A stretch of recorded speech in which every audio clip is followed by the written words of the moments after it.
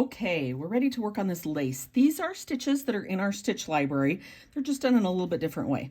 This first row right here, which has the straight stitches along the top and the loops in between, is called a George's knot, or it's how we do turkey work. So the first row is a turkey work stitch. The second row is just a loose back stitch. I know you're looking at that second row going, that doesn't look anything like a back stitch. So I'll show you how that part works. And then the bottom row is fly stitches. I know they all kind of look the same, but they achieve something different. The turkey work one gives us the lines across the top. The back stitch gives us nothing but another loop on each row. And the fly stitch on the bottom allows us to tack down these little pearls as we go. Okay, so let's give it a try. I find that I like to work on this one on top of a wool mat so that when I stick pins in where I need them, that I have something to stick them through. So this one in particular, I like to do on a wool mat. Okay, let's see. Let's try this one up here in this corner. Okay, so we're going to start with the turkey work stitch.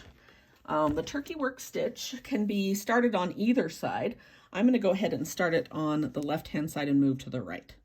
So the first thing that you need is just a stitch, and that's the part that's going to be square along the top. So you, however far out your stitch is going to be, you then come halfway back to the middle. And I want this to be on top, my thread to be on top. So when I get through, I've got almost looking like a T there. And then my next one comes halfway to the length of the next stitch and come up right here. And I'm going to leave a loop. And this is where I like to do it on a wool mat so that I can stick pins in so it'll stay where I want it to be. Let's see if these are going to be a size big enough that you can see what I'm doing. So I decide ahead of time that for that first loop, I want it to be that long. So that is going to be a pin right down here.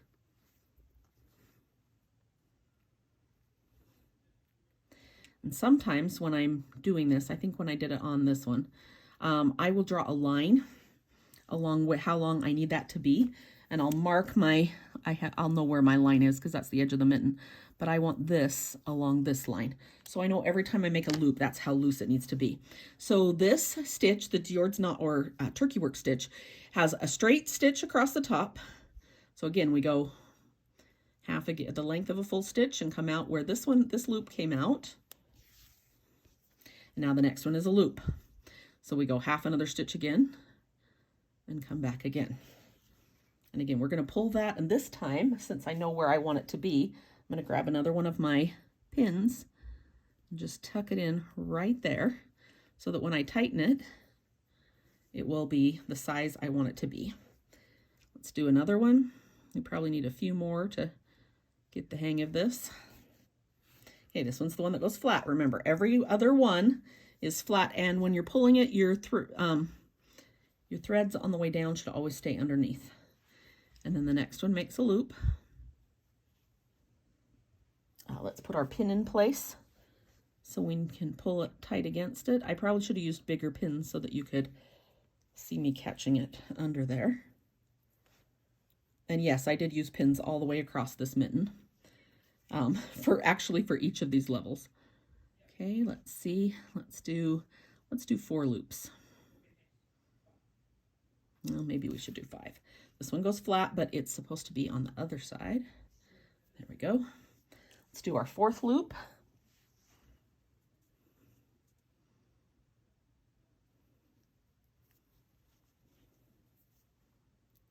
Again, half the stitch length, come out in the same spot as the last hole. Right up tight like that. All right, we'll do 4 and we'll come out over here. Okay, so that's the first row. The first row is the George's knot. I don't know how to say it. It's the turkey work stitch. Okay, let's tie a knot in the back so that we're ready to start our second row. I did always work from left to right on this one. Okay, row 2 is a back stitch, but it's a back stitch that we want to be really loose. This first one is a little bit confusing, so just trust me on it. If it happens to be that you start right there, that's great. So in fact, let's do that. Let's go back and add a stitch to this top one right here. We're going to pretend that the end of our mitten is right over here. So there would be another kind of a half a stitch right here that curves to this point. remember that when I'm putting these together, I add these extra parts afterwards so that it's clear where we're going. Okay, now we want to do a back stitch. So our back stitch is going to start, remember when you're doing a back stitch, you go backwards.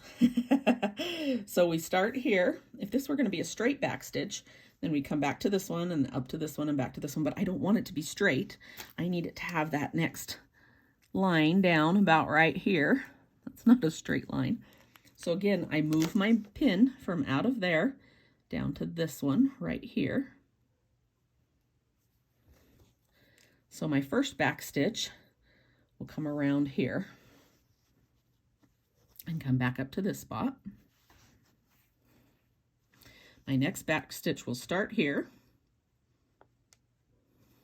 And now again, if it were going to be straight, it'd go straight back to that spot, but it's not going to be straight. I need it to be loose. So I'll put my pin in place. Go back to that last spot like it were a back stitch, but make sure that you loop it around your pin so it's got the slack in it that you need. Next back stitch starts right here.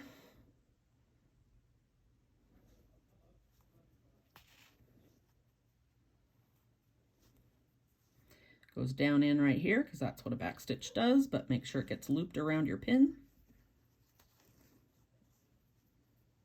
Next back stitch starts right here.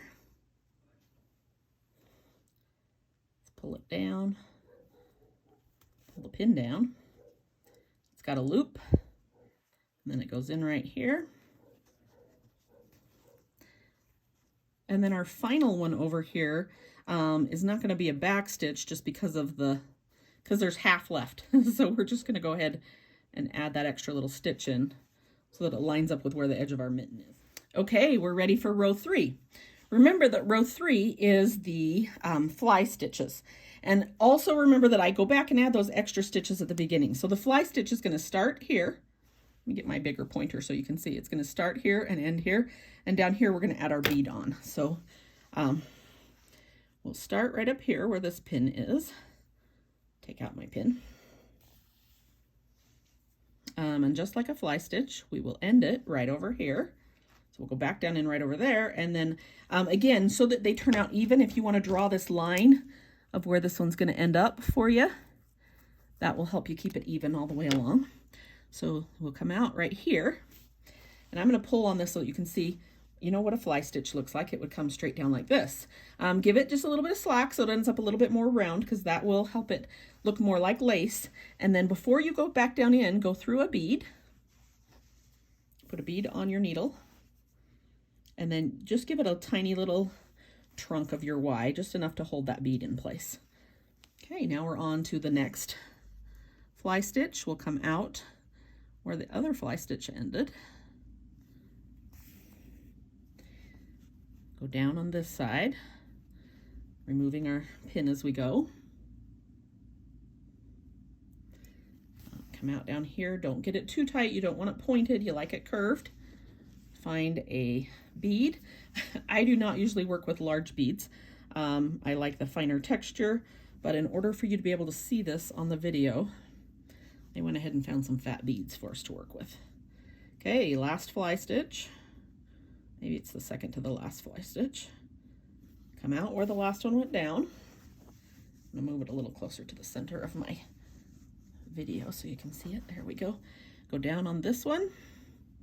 Come out on our bottom line. Take out the pin. Pull it, but not too much so it's not pointed. Find a bead.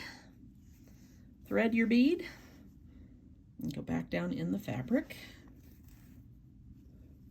I think we have one more here. Let's do our last fly stitch. And again, when you are finished, you may want to go back and add a little stitch here and there. Whoops, that's not where the bead goes. I guess I shouldn't talk and do it at the same time. If there's an extra spot where you need, like right now, this one, there's going to be enough room for another loop here, and there's going to be enough room over here for a half a loop. So I would do the half a loop depending on where the mitten ends. I may do a half a loop with a bead tacked on the end if that's where the mitten ends. And thread your bead on and make your trunk. just long enough to hold your bead in place. Okay, that is how we do the lace. It's got 3 parts. Remember the turkey work stitch, the back stitch that's not remotely tight, and then the third one is the fly stitch with a bead on the trunk.